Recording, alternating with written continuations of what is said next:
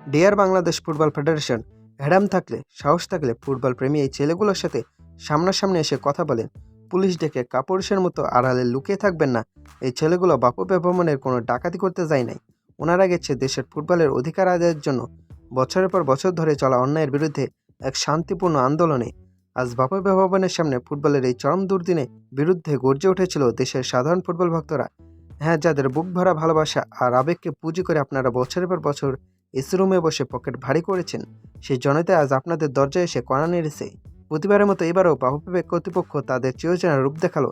নিজেদের অযোগ্যতার জবাব দেওয়ার সাহস নেই, তাই সাধারণ ফুটবল ভক্তদের কণ্ঠরোধ করতে ওনারা পুলিশ ডেকে পাঠালেন। পুলিশ এসে আন্দোলনকারী ভাইদের সেখান থেকে বের করে দিতে চেয়েছিল, ভয় দেখাতে চেয়েছিল, কিন্তু সাব্বাস ভাইরা, দেশের সাধারণ ফুটবল ভক্তরা আজ যে মেন্টালিটি দেখেছে তার সামনে বাফুফের সব অহংকার চূর্ণ বিচূর্ণ হয়ে গেছে। ভক্তদের সাফ কথা ছিল, যতক্ষণ জবাব না পাবো ততক্ষণ আমরা এক চুলো মাঠ ছাড়ব না। পুলিশের বাধা, চোখরাঙানি কোনো কিছুই আজ দেশের ফুটবল প্রেমীদের দমাতে পারেনি। এই অনড় অবস্থানের মুখে শেষ পর্যন্ত বাফুফে কর্তৃপক্ষ বাধ্য হয়েছে আন্দোলনকারীদের মুখোমুখি হতে এবং তাদের কাছ থেকে স্মারকলিপি গ্রহণ করতে। কাপুরুষের মতো লুকিয়ে থেকেও শেষ রক্ষা হয়নি, জনগণের দাবির কাছে মাথা নোয়াতেই হয়েছে। আজকের এই আন্দোলন থেকে বাফুফের টেবিল লক্ষ্য করে যে স্মারকলিপি দেওয়া হয়েছে সেখানে আমাদের দাবিগুলো একদম ক্রিস্টাল ক্লিয়ার, পরিষ্কার বাংলায় লেখা আছে, কোনো অজুহাতের সুযোগ এখানে নেই। আমাদের প্রথম দাবি, বাফুফেকে অনতিবিলম্বে সম্পূর্ণ দুর্নীতিমুক্ত করতে হবে। ফুটবলের ফান্ডের প্রতি টাকার হিসাব জনসমক্ষে দিতে হবে। দ্বিতীয় দাবি, বছরের পর বছর ধরে বাফুফের আঁকড়ে ধরে রাখা সমস্ত অযোগ্য, মেরুদণ্ডহীন এবং সুবিধাবাদী কর্মকর্তাদের পদত্যাগ নিশ্চিত করতে হবে।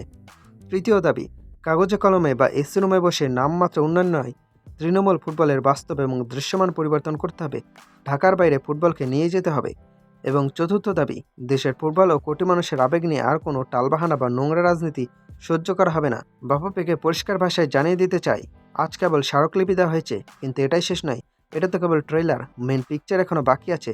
যদি আমাদের এই যৌক্তিক দাবিগুলো গুরুত্ব দিয়ে বিবেচনা না করা হয়, তবে এর চেয়েও কোটিগুণ কঠোর আন্দোলন নিয়ে আবারও বাফুফে ভবনে ফিরে আসবে লক্ষ লক্ষ ফুটবল ভক্তরা।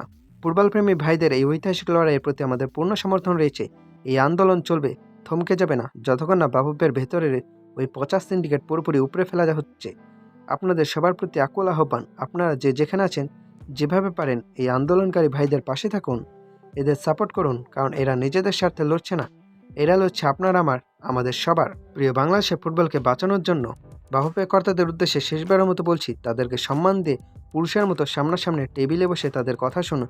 পুলিশ দিয়ে আন্দোলন দমনের চেষ্টা করলে বাফুফের ভবনের দেওয়াল আস্ত থাকবে না।